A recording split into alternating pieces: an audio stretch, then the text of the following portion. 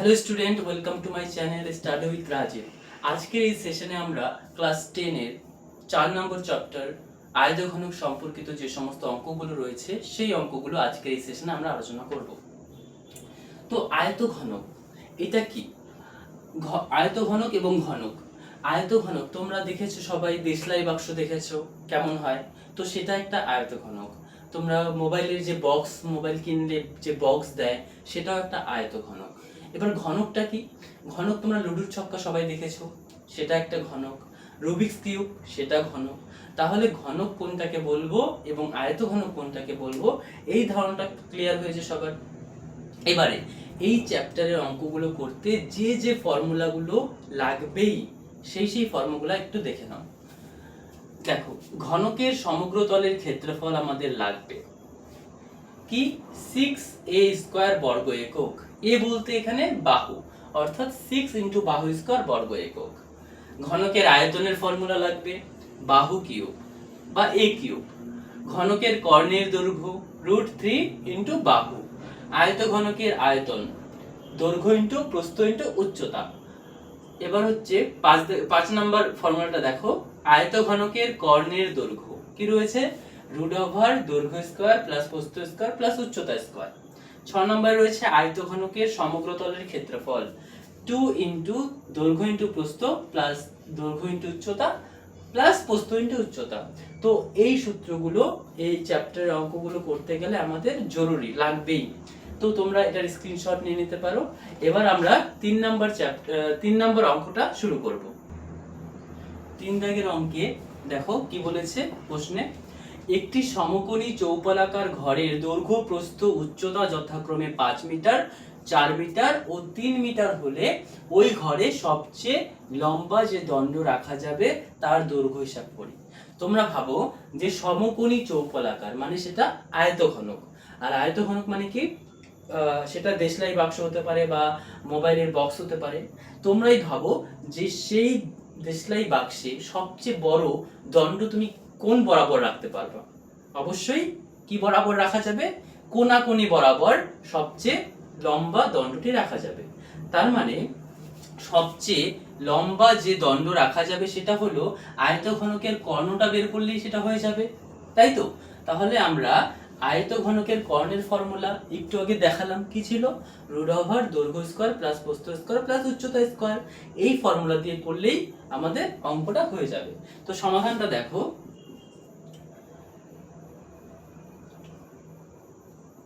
সমকোণী চৌপলাকার ঘরে সবচেয়ে লম্বা দণ্ড কৌণিক বরাবর রাখা যাবে। কৌণিক বরাবর রাখা যাবে। ঠিক আছে, বুঝতে পেরেছো? এবারে দেখো, সুতরাং আয়তঘনকের কর্ণ, আয়তঘনকের কর্ণ, কর্ণের ফর্মুলা কি বললাম? √ দৈর্ঘ্য স্কয়ার প্লাস প্রস্থ স্কয়ার প্লাস উচ্চতা স্কয়ার। √ দৈর্ঘ্য স্কয়ার প্লাস প্রস্থ স্কয়ার প্লাস উচ্চতা স্কয়ার। আয়তঘনকের এটা ফর্মুলা। এবারে আমাদের দৈর্ঘ্য দেওয়া রয়েছে, প্রস্থ দেওয়া রয়েছে, উচ্চতাও দেওয়া রয়েছে। দৈর্ঘ্য দেওয়া রয়েছে 5 মিটার, প্রস্থ দেওয়া রয়েছে 4 মিটার এবং উচ্চতা দেওয়া রয়েছে 3 মিটার। এবার আমরা এখানে বসিয়ে দিলেই হয়ে যাবে। দেখো, দৈর্ঘ্য কত বলেছে আমাদের? 5 তার স্কয়ার, প্লাস প্রস্থ আমাদের 4 মিটার তার স্কয়ার, উচ্চতা আমাদের 3 মিটার তার স্কয়ার। এবার দেখো 5 এর স্কয়ার মানে কত? 25 প্লাস 4 এর স্কয়ার 9, 4 এর স্কয়ার 16, তাই তো? এবং 3 এর স্কয়ার কত? 9। এবারে এগুলো সবগুলোকে যদি আমরা প্লাস করি, যোগ করি, তাহলে কত হচ্ছে? √50, তাই তো? এবার দেখো 50 কে আমরা ভেঙে লিখতে পারি না? 5 ইন্টু 5 ইন্টু 2, অর্থাৎ 5 5 25 ইন্টু 2 50। এবারে দেখো আমরা কি জানি যে রুট ওভারের ভেতরে যদি দুটো একই সংখ্যা থাকে তাহলে আমরা যে কোনো একটাকে বাইরে লিখতে পারি। যেহেতু এখানে কটা 5 রয়েছে, দুটো 5 রয়েছে, একটা 5কে আমরা রুট ওভার থেকে বের করতে পারবো। তাহলে রুট ওভারের ভিতরে কি পড়ে থাকবে? শুধুমাত্র √2। তাহলে 5√2 এটাই আমাদের আয়তঘনকটার কর্ণ। তাহলে সুতরাং সবচেয়ে লম্বা দণ্ডটি 5√2, এটাই আমাদের কি হয়ে গেল? অ্যান্সার। আশা করি তোমরা এই অঙ্কটা বুঝতে পেরেছো। এবার চলো আমরা 4 দাগের অঙ্কটা আলোচনা করি। তো 4 দাগের কোশ্চেনে কি বলেছে দেখো, একটি ঘনকের একটি তলের ক্ষেত্রফল 64 বর্গমিটার হলে ঘনকটির আয়তন হিসাব করি। ভাবো, একটি ঘনকের একটি তলের ক্ষেত্রফল, এই যে একটা ঘনক রয়েছে, এই ঘনকের একটি তলের ক্ষেত্রফল বলে দিয়েছে 64 বর্গমিটার। একটি তল বলতে ধরো এ বি সি ডি, শুধুমাত্র এই তলটা। তাহলে ভালো করে দেখো, এটা কি একটা বর্গক্ষেত্র নয়? এটা তো একটা বর্গক্ষেত্র, তাই না? তো এর ক্ষেত্রফলটা বলে দিয়েছে আমাদের 64 বর্গমিটার। আর আমরা বর্গক্ষেত্রের ক্ষেত্রফলের সূত্র আমরা জানি কি? বাহু স্কয়ার। সেখান থেকে আমরা কি পেয়ে যাব? একটা বাহুর মান পেয়ে যাব। তাহলে আমাদের ঘনকটার আয়তন বের করতে বলেছে, আর ঘনকের আয়তনের ফর্মুলা কি? বাহু কিউব। আর সেই সূত্র দিয়ে আমরা কি করতে পারবো? ঘনকটার আয়তন বের করতে পারবো। চলো অঙ্কটা করি। দেখো, একটি ঘনকের একটি তল সমান সমান একটি বর্গক্ষেত্র। সুতরাং বর্গক্ষেত্রের ক্ষেত্রফল সমান সমান বাহু স্কয়ার, তাই তো? বর্গক্ষেত্রের ক্ষেত্রফল কি? বাহু স্কয়ার। এবার শর্তে আমরা করতে পারি, শর্তে এই বাহু স্কয়ার সমান সমান কত? 64 বর্গমিটার। এটা আমাদের দেওয়াই ছিল, তাই তো? এবার দেখো, আমরা কি জানি যে সমান সমানের বাঁদিকে যদি স্কয়ার থাকে, সেটাকে যদি আমরা ডান দিকে নিয়ে যাই, সেটা কি হয়ে যাবে? অটোমেটিকলি সেটা রুট ওভার হয়ে যাবে। তাহলে এই স্কয়ারটা যদি আমরা ডান দিকে নিয়ে যাই, কি হয়ে যাবে? রুট ওভার হয়ে যাবে। রুট ওভার কত? 64। এবার রুট ওভার 64 মানে কত? 64 বর্গমূল কত? আমরা কি জানি? 8। তাহলে এখান থেকে আমরা বাহু পেয়ে গেলাম 8 মিটার। বাহু পেয়ে গেলাম 8 মিটার। এবার আমাদের কি চেয়েছে? আমাদের চেয়েছে ঘনকের আয়তন। ঘনকের আয়তন, ঘনকের আয়তনের ফর্মুলা কি?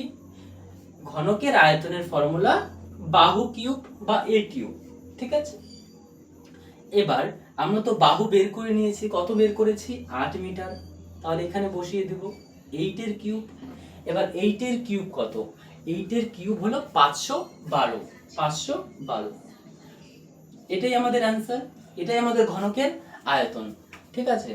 তোমরা এবারে চলো আমরা 5 দাগের অঙ্কটা দেখব। তো 5 দাগের কোশ্চেনে কি বলেছে দেখো, আমাদের বকুলতলা গ্রামে 2 মিটার চওড়া এবং 8 ডেসিমিটার গভীর একটি খাল কাটা হয়েছে।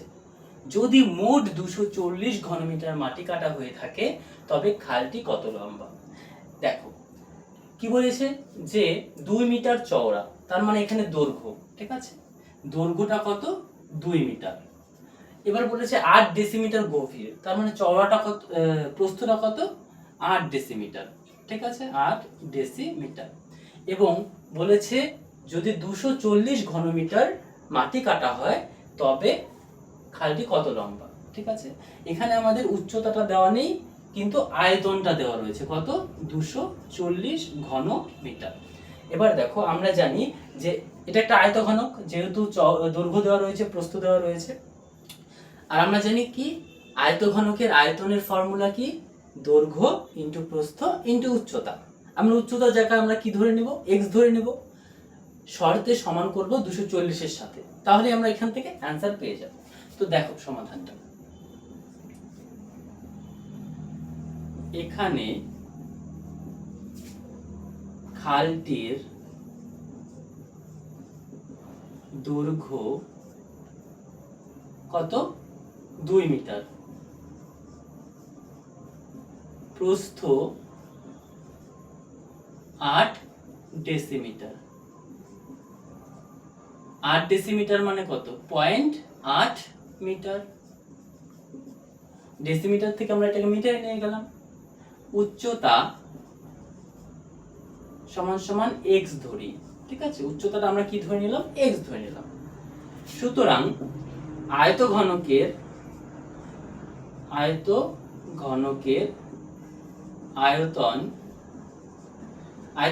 আয়তনের ফর্মুলা কি? দৈর্ঘ্য ইনটু প্রস্থ ইনটু উচ্চতা।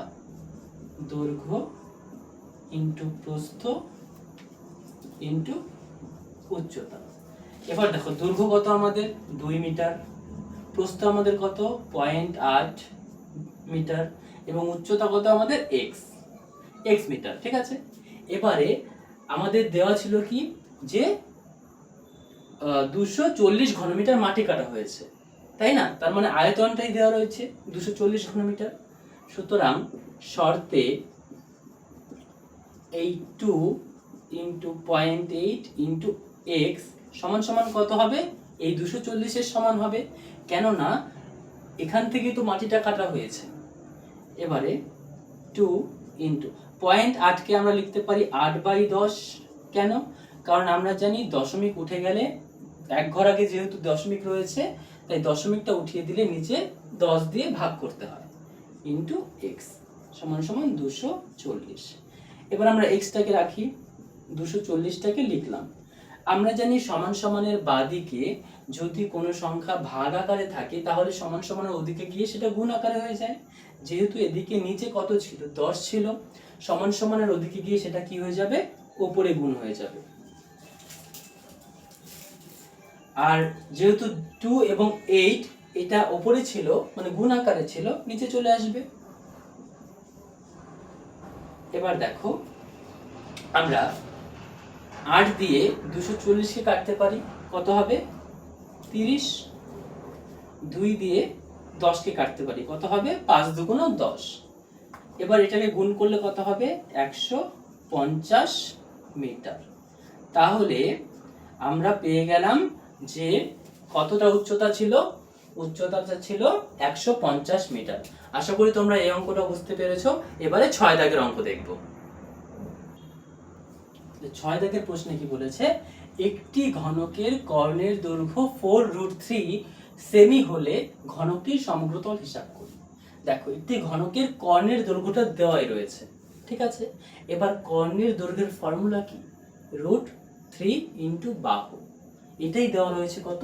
4√3, ঠিক আছে? মানে কর্ণটা দেওয়া রয়েছে, তো সেখান থেকে আমরা বাহু পেয়ে যাব, তাই তো? এবার ঘনকের সমগ্রতলের ক্ষেত্রফল হিসাব করি। এবার ঘনকের সমগ্রতলের ফর্মুলা কি? 6a² অর্থাৎ 6 ইন্টু বাহু স্কয়ার। তো সেই সূত্রে বসিয়ে দিলেই আমরা অ্যান্সার পেয়ে যাব। আশা করি বুঝতে পেরেছো। চলো অঙ্কটা করি। এখানে ধরি ঘনকের বাহু a সেমি, ঠিক আছে? ঘনকের কর্ণ সমান সমান কত দেওয়া রয়েছে? 4√3 সেমি, ঠিক আছে? এবার ঘনকের কর্ণর ফর্মুলা কি আমরা জানি? √3 ইন্টু বাহু। আর বাহু আমরা কি ধরেছি? বাহু আমরা ধরেছি a, অর্থাৎ এটাই দেওয়া রয়েছে কত? 4√3। তাহলে শর্তে এটা কি সমান হবে? শর্তে √3 ইন্টু a এটা সমান হবে 4√3 এর সাথে, তাই তো? এবার দেখো দুপাশ থেকে √3 ক্যান্সেল হয়ে গেল। a সমান সমান কত বেরোলো? 4 সেমি, অর্থাৎ আমরা বাহুটা পেয়ে গেলাম কত? 4 সেমি। সুতরাং ঘনকটির সমগ্র তলের ক্ষেত্রফল সমান সমান 6a স্কয়ার। এটা ফর্মুলা আমাদের ঘনকের সমগ্র তলের ক্ষেত্রফল বের করার। এবার দেখো 6 আর a মানে কত আমাদের 4, এখনই বের করলাম, অর্থাৎ 4 এর স্কয়ার। 6 ইনটু কত 4 স্কয়ার মানে কত 16। এবার এটাকে গুণ করে দেব, 6 6 কত হয় 36, 36 এর 6 লিখব, হাতে 3, 6 কে 6 আর 3 এ 9, 96 ঘন সেমি। তাহলে ঘনকটির সমগ্র তলের ক্ষেত্রফল আমরা বের করলাম। ঠিক আছে, আজকের এই সেশনে আমরা 6 দাগ পর্যন্তই আলোচনা করলাম। এর পরের ক্লাসে আমরা 7 দাগ থেকে অঙ্কগুলো আলোচনা করব। তোমাদের যদি অঙ্কগুলো বুঝতে কোথাও অসুবিধা থাকে আমাকে অবশ্যই কমেন্টে জানাবে, এবং ক্লাস 9 এবং 10 এর সমস্ত অঙ্ক পেতে আমার এই চ্যানেলটিকে সাবস্ক্রাইব করে নিতে পারো, এবং পাশে থাকা বেল আইকনটা অবশ্যই ক্লিক করে নেবে যাতে আমার ভিডিওর নোটিফিকেশন সবার আগে তোমার কাছে পৌঁছায়। Thank you.